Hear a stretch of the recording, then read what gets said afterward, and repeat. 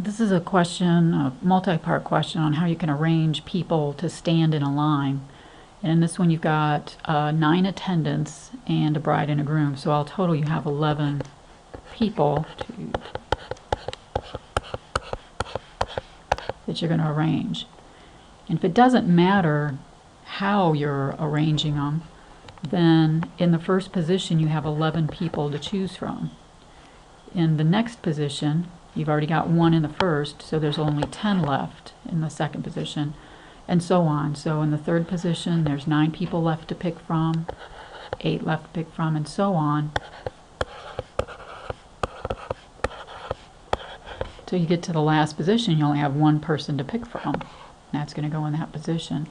And with this, remember, it's all multiplication in between. So when I do this 11 times 10 times 9 times 8 all the way down to the end, that's really saying 11 factorial. And then you can go ahead and use your calculator and compute what 11 factorial is. Okay, and I'll let you work that out on your calculator. If, however, the bride and the groom must be at the end of the line, and we don't care if it's the groom first and then the bride, or the bride and then the groom, I'm still going to draw up my 9 attendants.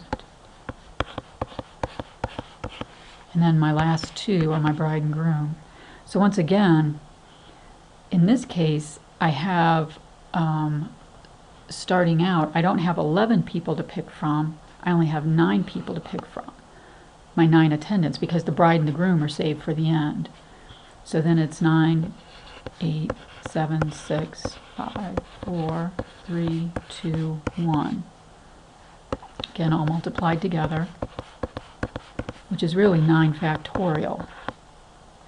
In these last 2 positions, though, they're saved for the bride and the groom.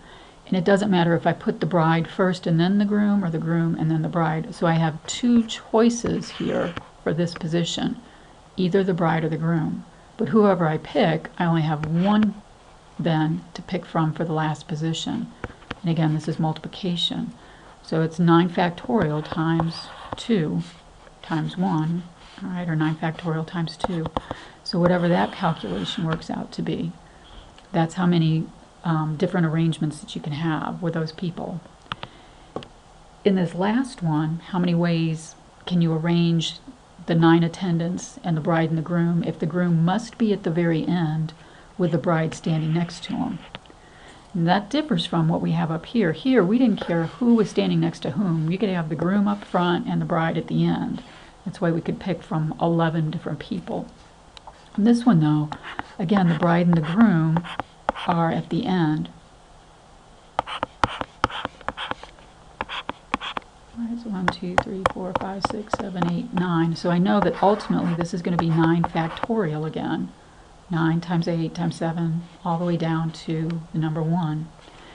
Here, though, the groom has to be at the end, so this is reserved only for the bride. There's only 1 bride at this wedding, so there's only 1 choice of putting a person in that position, and that's got to be the bride.